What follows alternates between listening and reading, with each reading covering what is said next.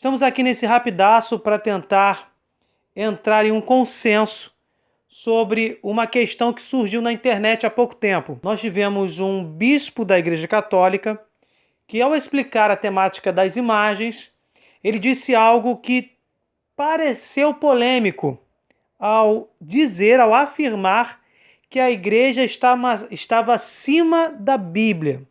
A igreja estaria aqui, enquanto que a Bíblia estaria aqui. Dessa forma, o bispo gerou dentro da internet uma grande polêmica que na verdade não existe. Tanto que um pastor, se eu não me engano, da Assembleia de Deus, ele, por ser famoso, causou furor na internet exatamente sobre essa questão, citou várias passagens da Bíblia enaltecendo a palavra de Deus e dizendo que o bispo estaria completamente errado. Bem, gente, o que a gente tem que falar sobre isso? Na verdade, o bispo católico tem razão. No entanto, ele foi muito sintético. Precisaria, melhor dizendo, de uma explicação mais aprofundada e fundamentada. Nós já fizemos um vídeo aqui no canal sobre esse assunto, quando nós falamos das 3 fontes de fé. Vou deixar o link na descrição, é um sinal da cruz, um pequeno vídeo falando sobre as 3 fontes da fé: magistério da igreja, tradição e sagrada escritura. E, sim, o pastor agiu de uma forma fundamentalista, enaltecendo um dos pilares do luteranismo, que foi uma das primeiras formas de protestantismo, por volta de 1517. Um dos pilares de Lutero foi dizer que a Bíblia, que bastava a Bíblia, somente a Escritura. E através deste pensamento, ele retirava a autoridade da igreja, porque até aquele momento nós só tínhamos igreja católica.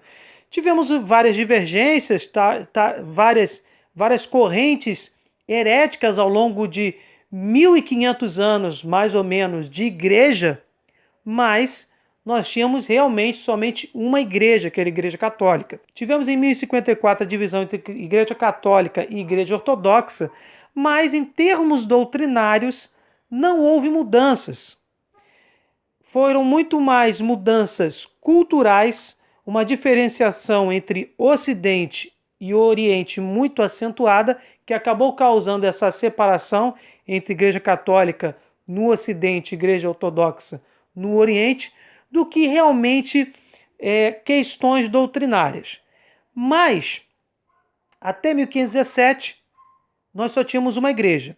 E um dos pilares para exatamente tirar a autoridade dos sacerdotes, dos bispos e até mesmo do Papa foi dizer que bastava a Bíblia como fonte de fé. Resumidamente, nós podemos dizer desta forma: bastava a Bíblia como fonte de fé. Acontece que realmente foi a igreja, inspirada pelo Espírito Santo, pois o Espírito Santo é a alma da igreja, Jesus prometeu isso, que iria para os céus e deixaria o Espírito Santo para ensinar e recordar os cristãos acerca das verdades da fé. Por isso, se Jesus Cristo é a cabeça do corpo místico, que é a igreja, logo, o Espírito de Cristo é o Espírito Santo, temos como espírito da igreja, como alma da igreja, o próprio Espírito Santo. Então, nesse sentido, sim, a igreja está acima da Bíblia. A igreja, que é completamente assistida pelo Espírito Santo, confeccionou a Bíblia que nós temos hoje, o conjunto de 73 livros sagrados que conhecemos como Bíblia. Mas você pode dizer: Marcos, espera aí, 73 livros?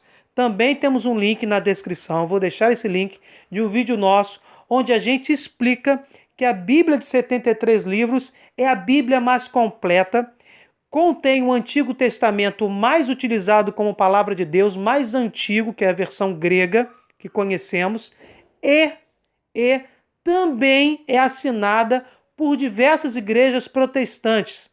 A Bíblia de 73 livros não é uma exclusividade da Igreja Católica. Não, a Bíblia de 73 livros também é cultivada desta forma, nesta composição, como palavra de Deus por diversas igrejas protestantes e evangélicas. A Bíblia de Jerusalém é assinada por católicos e protestantes, a Bíblia, a tradução ecumênica brasileira também, e tantas outras que nós poderíamos aqui citar, inclusive de outras traduções que não sejam as de língua portuguesa. De qualquer maneira, o que a gente tem que entender é exatamente isso. A Bíblia, ela foi confeccionada pela Igreja Católica. Contudo, em termos de verdade, uma vez que a Bíblia já foi confeccionada, ela já está pronta por obra do Espírito Santo, não foi a igreja, a céfala, sem nenhuma orientação que criou a Bíblia, mas sim a igreja, inspirada pelo Espírito Santo, confeccionou a Bíblia. A partir desse momento, podemos dizer que a Bíblia e a igreja têm o mesmo nível de importância. E também a tradição apostólica, que é a terceira fonte. É aquela tradição que é ensinada de geração a geração e que perpassa todo o tempo até os dias de hoje, perpassou todo o tempo da igreja. Nós já falamos isso naquele vídeo, que eu vou deixar o link na descrição, mas o que nós precisamos saber é a própria Bíblia, nas suas linhas, nos seus textos, nos seus versículos, exalta o magistério da igreja, que são os sacerdotes, os bispos, o estudo coeso e assistido pelo Espírito Santo das autoridades eclesiásticas que formam o corpo clerical da igreja, magistério da igreja. E a Bíblia também cita, como fonte de fé, a tradição apostólica. A Bíblia também menciona a própria Bíblia como fonte de fé. E foram essas as passagens que devem ter sido mencionadas pelo pastor para enaltecer a palavra de Deus, a Bíblia, as Sagradas Escrituras. Não podemos esquecer que a palavra de Deus, o verbo de Deus encarnado é Jesus Cristo. A Bíblia contém a palavra de Deus. Ela não é em si a palavra de Deus. Mas vamos dizer assim, grosseiramente falando, que a Bíblia, contendo a palavra de Deus, simbolize a palavra de Deus. Portanto, nós temos magistério da igreja, Sagrada Escritura e tradição. 3 fontes que não, podemos dizer assim, elas devem agir de forma harmoniosa. O magistério da igreja não manda na tradição, a Bíblia não manda no magistério da igreja, a tradição não manda, não prevalece, melhor dizendo, não prevalece sobre a Bíblia, não. Elas estão em termos de consulta de fé, isso é importante que se diga. Essas 3 fontes estão em igual dignidade. O que diz a Bíblia não pode colidir com o que diz a tradição apostólica. O que diz o magistério da igreja não pode colidir com a Bíblia. Não pode haver contradição. Por isso que é muito fácil, alguns evangélicos têm dificuldade de dizer, como é que eu vou seguir uma tradição apostólica? O que é tradição apostólica? É aquilo que é ensinado de geração em geração, e que não colide nem com o magistério da igreja e nem com a Sagrada Escritura. Então, as tradições de cunho espírita, de cunho gnóstico, todas essas tradições não são tradições apostólicas. É só comparar aquilo que é ensinado na Bíblia com aquilo que é ensinado pelo magistério da igreja. Aí você vai ter a tradição apostólica. Logo, exatamente por isso, não há dificuldade. As 3 fontes, elas se abraçam e se harmonizam entre si.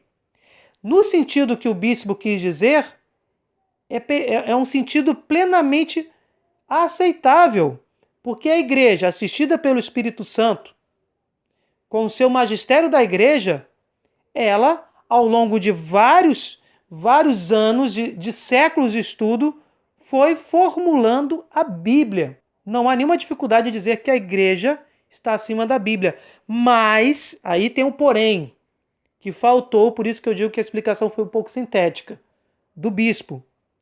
Mas ele não perde a razão.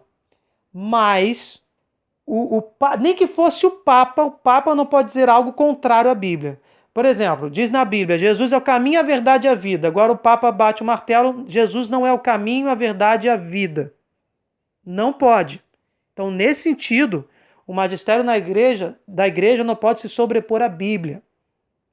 Mas, numa interpretação onde há várias interpretações, cada um quer dizer o que deseja, cada um quer puxar a sardinha para o seu lado, o magistério da igreja é muito importante para a interpretação bíblica. E a própria Bíblia diz isso.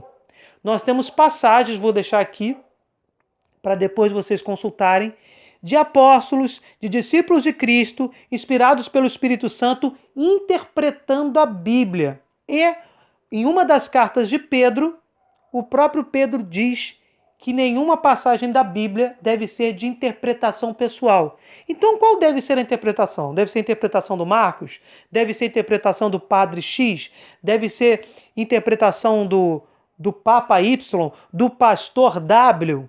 Não. Deve ser a interpretação oficial da Igreja, que é emitida pelo magistério da Igreja. E que em nenhum momento deve colidir nem com a tradição apostólica e nem com as Sagradas Escrituras. Deve haver harmonia sobre as três fontes.